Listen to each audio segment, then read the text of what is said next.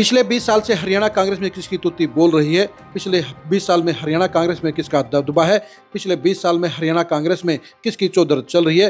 पिछले 20 साल में हरियाणा कांग्रेस में किसका डंका बज रहा है? जब ये सारे सवाल आपसे पूछे जाएंगे तो आपका एक ही जवाब होगा और वो जवाब होगा भूपिंदर हुड्डा। भूपिंदर हुड्डा जहां 9.5 साल तक हरियाणा के सीएम रहे, वहीं पिछले 11 साल से भी सत्ता से दूर होने के बावजूद हरियाणा कांग्रेस पर उनका कब्जा है, उनका वर्चस्व है और हरियाणा कांग्रेस में वही होता है जो वो चाहते हैं। भूपिंदर हुड्डा की अगुवाई में कांग्रेस 4 चुनाव लड़ चुकी है। एक चुनाव में जहां बहुमत नहीं होने पर जोड़ तोड़ करके वो सरकार बना गए, वहीं पिछले 3 चुनाव में उनकी अगुवाई में कांग्रेस हार की हैट्रिक बना गई है। अब हरियाणा के कांग्रेस के हालात को लेकर ये जानना जरूरी है कि भूपिंदर हुड्डा की अगुवाई में 20 साल में कांग्रेस कहां पर खड़ी हुई है। कांग्रेस के असली हालात को हम रोहतक में ही सबसे बेहतर जान सकते हैं और आज हम आपको जो खबर दिखाने जा रहे हैं उसके देखकर आपको भी अचंभा होगा, आपको भी आश्चर्य होगा और आप समझ जाएंगे कि भूपिंदर हुड्डा ने कांग्रेस को कहां पर ला खड़ा किया है। नमस्कार, मैं हूं कुलदीप शिवरान। आज हम हरियाणा कांग्रेस की उस कहानी को उजागर करने का काम करेंगे जो हरियाणा कांग्रेस की हकीकत को दिखाने का काम करती है, जो हरियाणा के अंदर कांग्रेस के असली हालात को आपको बताने का काम करती है और हरियाणा कांग्रेस की असली तस्वीर आपके सामने पेश करने का काम करती है।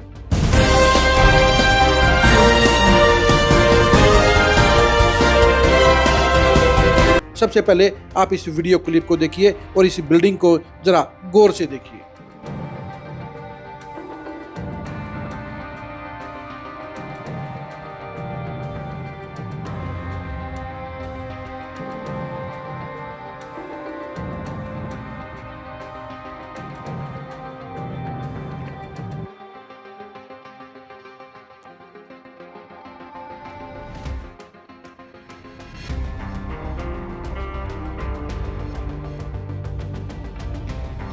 आपने जो ये बिल्डिंग देखी है, ये बिल्डिंग रोहतक के अंदर हरियाणा के कांग्रेस के कार्यालय की है।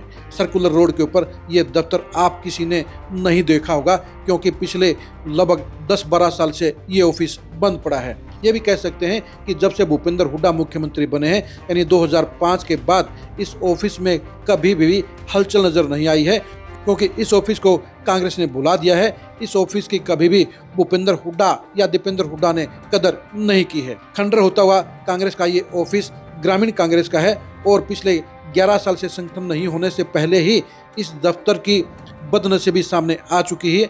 आज इस ऑफिस के अंदर आपको सिर्फ बदहाली नजर आएगी, सिर्फ खस्ता हाली नजर आएगी और आपको लग रहा होगा कि ये बिल्डिंग गिरने के कगार पर है क्योंकि इस बिल्डिंग के छत के ऊपर पौधे उगाए हैं, इसके अंदर पानी टपक रहा है, इसके अंदर फर्नीचर नाम की कोई चीज़ नहीं है, इसके अंदर कांग्रेस का बंदा कई महीनों में कोई झांक कर देखता है। इसके गेट के ऊपर परमानेंट ताला लगा हुआ है, इसके बाहर 3-4 दुकानें खुली हुई हैं जिनका किराया कौन लेता है इसके बारे में कोई नहीं जानता।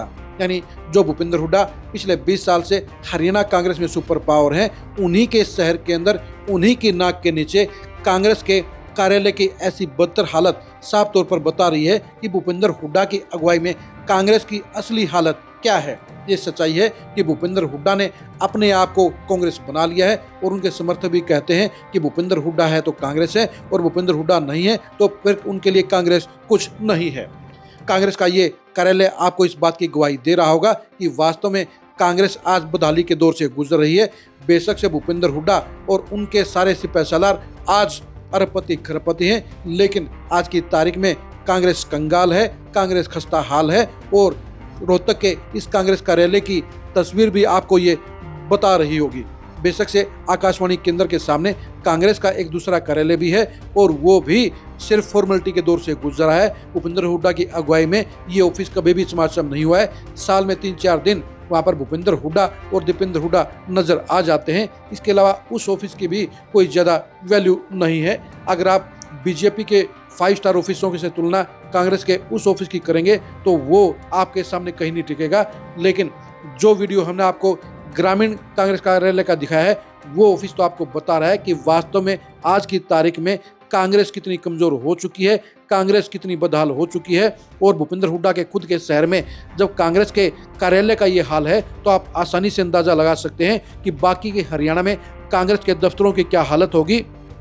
भूपिंदर हुड्डा ने 11 साल के बाद बने संगठन में दो ऐसे लोगों को उन्होंने जिलाध्यक्ष बना दिया है जो इस कसौटी पर बिल्कुल भी खरा नहीं उतरे हैं। राहुल गांधी ने यह कहा था कि हरियाणा में मजबूत संगठन बनाया जाएगा, लेकिन भूपेंद्र हुड्डा और दीपेंद्र हुड्डा ने रोहतक के लिए जो 2 सिपाही सलार छाटे हैं, उनकी कैपेसिटी के बारे में सोचकर आप भी दंग रह जाएंगे, क्योंकि ये दोनों चेहरे ऐसे चेहरे हैं जिनके बलबूते पर कांग्रेस किसी भी सूरत में मजबूत नहीं हो सकती है। रोहतक रूरल के लिए जहां बलवान सिंह रंगा को जिलाध्यक्ष बनाया गया है, वहीं रोहतक शहरी के लिए कुलदीप सिंह उर्फ केडी को जिलाध्यक्ष बनाया गया है।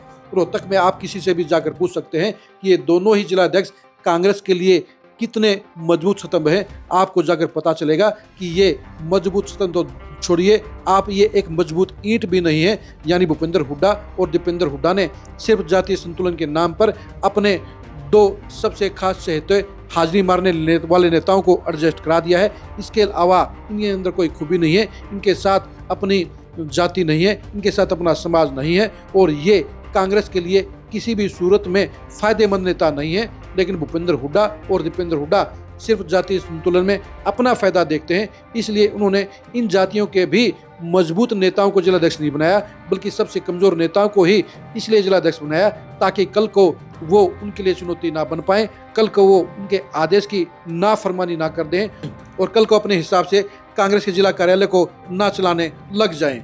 यही वजह है कि आपको ये दोनों जिलाध्यक्ष जनता की नज़रों के हिसाब से भी बेहद कमज़ोर नजर आएंगे। सबसे बड़ी बात यह भी है कि जो कार्यालय की बिल्डिंग हमने आपको दिखाई है, उस कार्यालय की बिल्डिंग को एक जिलाध्यक्ष ने बेचने का सुझाव भी दे दिया है और ये कह दिया है कि ज़मीन को बेचकर, इस बिल्डिंग को बेचकर कोई और व्यवस्था की जा सकती है। अब आप खुद ही बताइए कि कांग्रेस के नए जिलाध्यक्ष जब कांग्रेस के दफ्तर को बेचने की बात सबसे पहले कर रहे हैं, उन्होंने अब तक कांग्रेस के लिए ना कोई संगठन बनाया है, ना ब्लॉक अध्यक्ष बनाए हैं, और ब्लॉक अध्यक्ष बनाए भी कैसे, वो तो भूपेंद्र हुड्डा जो लिस्ट देंगे उसी के ऊपर वो घुग्गी मारने का काम कर देंगे।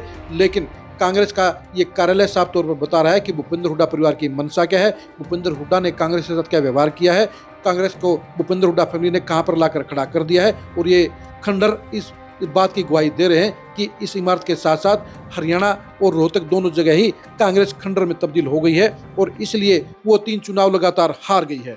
आप हरियाणा में कांग्रेस के हालात को लेकर क्या सोचते हैं, कमेंट करके जरूर बताइए। भूपेंद्र हुड्डा की अगुवाई में कांग्रेस 3 चुनाव क्यों हारी है, इसके बारे में अपनी राय दीजिए। क्या भूपेंद्र हुड्डा को एक और मौका देना कांग्रेस को गर्त में ले जाने का काम नहीं करेगा, इसके बारे में भी कमेंट करके जरूर बताइए। आप हमारे फेसबुक पेज को फॉलो कीजिए, आप हमारे यूट्यूब चैनल को सब्सक्राइब कीजिए। नमस्कार।